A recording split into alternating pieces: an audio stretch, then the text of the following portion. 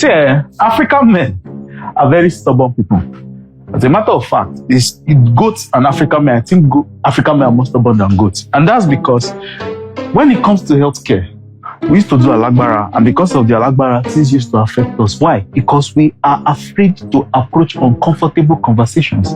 Once it makes you feel uncomfortable, they run away from it and call it strength. For example, once you mention prostate in any conversation, you will see the African man, like these people, react to it. But they are not react to it in prostrate. Let's talk about it. No. They are, What do you mean? A titled man as I am? Well, in this video, we are going to be calling prostrate a lot. So get comfortable with it. Prostate. Get used to it. Because today, we are going to be talking about the different signs of prostate cancer and how you can prevent it, especially as the man who is watching this video. Come, let's go and discuss it. So, let's talk about this man to man, like adults who actually value their health. Because the truth is, if you're a man over 40, especially a black man, prostate cancer is in one corner looking at you, whether you like it or not. I know that you're watching this video, you put your hand around your head and say it's not my portion. I agree. That's why you're watching this video. Now, let's look at the statistics. In Nigeria, prostate cancer is the #1 cancer among men and is responsible for 37%, yes, of all male cancer cases. And over 18,000 men are newly diagnosed every year. So, as at the time we have finished watching this video, some couple of men would have been diagnosed, and is the leading cause of cancer deaths in men, since most cancer cases are actually detected too late. But let me say this, and I'm going to say this very clearly. You can quote me anywhere. Cancer can be cured if found early. Should I say it again? Cancer can be cured if found early. Because the problem is that a lot of these cases are detected too late. And it's not just numbers. All the 37% I've called 18,000, it's not just numbers. They are your fathers, they are your brothers, they are your uncles, full-grown, able-bodied men. Before you start forming strong man, I beg, please do the needful. And that's why we're making this video, so that we can save men from dying early and needlessly. But in the meantime, you can subscribe to this video, like, share. There's somebody that needs this video. You know them. Send it to them. You might just be saving their life. So what exactly is this prostate cancer? Prostate. What exactly is this prostate cancer that we're always talking about? The prostate is a very small gland. Yes, very small gland. It's about the size of a groundnut seed, and it sits directly under your bladder, wrapped around the tube that carries urine and semen out of your body. Very small, but plays a big role, because you see the fluid that your semen is made of, especially when a man is ejaculating, that fluid majorly is contributed by the prostate. Because when the sperm is moving, when the sperm is eating, guess who produces the fluid and the nutrients for the sperm to use? The prostate. No prostate fluid, your swimmers will not have fuel. This is now where it gets interesting and somehow very annoying. As men get older, yes, the prostate starts to form bad habits. Sometimes it's getting bigger, but it's not cancer. This is what we call benign prostatic hyperplasia, BPH. Sometimes inflammation can just decide, I'm going to affect the prostate today. And that's called prostatitis. Sometimes it's even infection that can lead to prostatitis.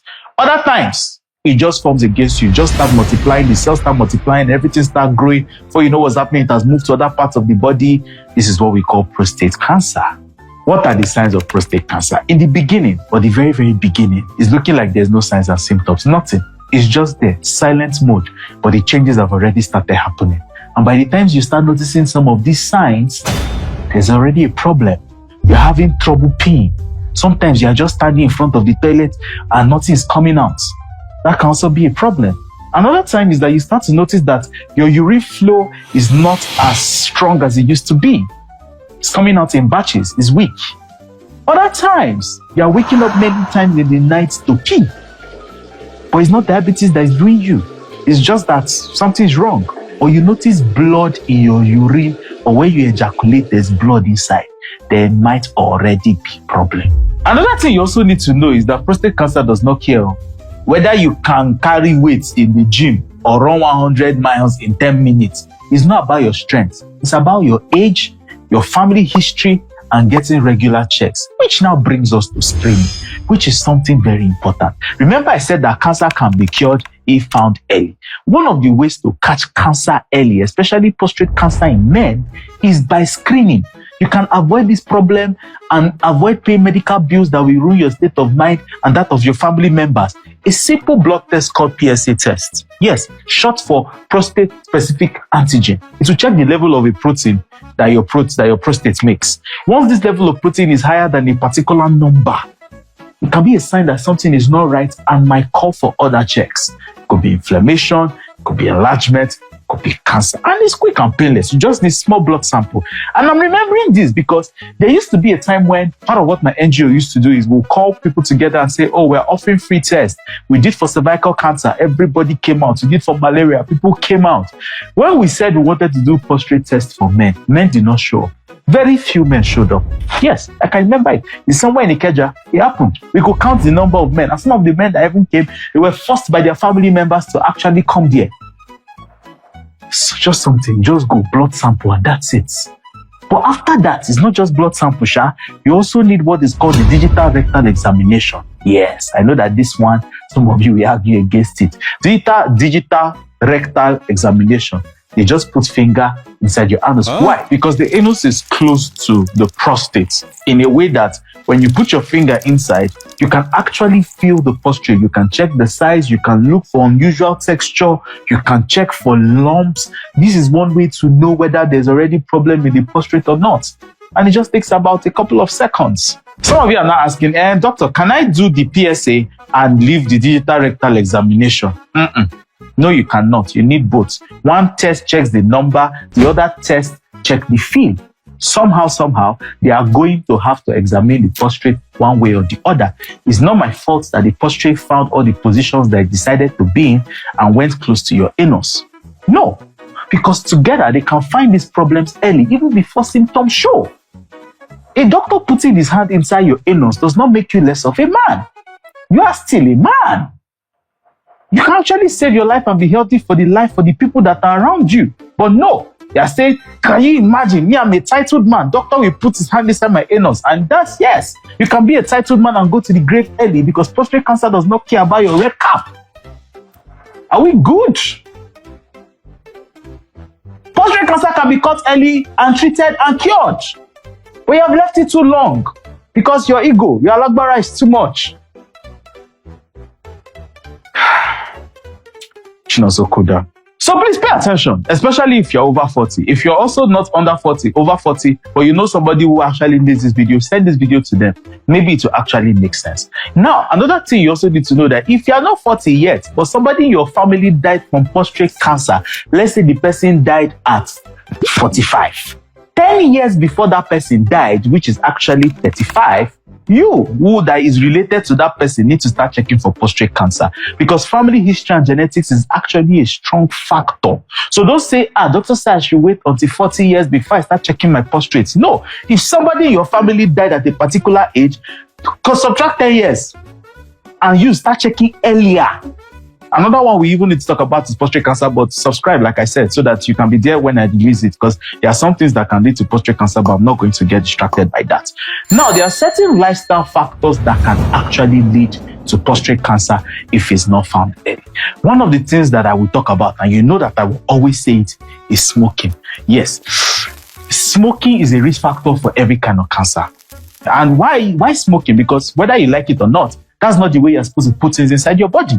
First of all, smoking goes directly to your lungs. Your lungs is responsible for supplying oxygen around your body. You take it, carcinogens inside your body. Oh, some of you are saying, but it's just, I don't smoke tobacco. I smoke grass.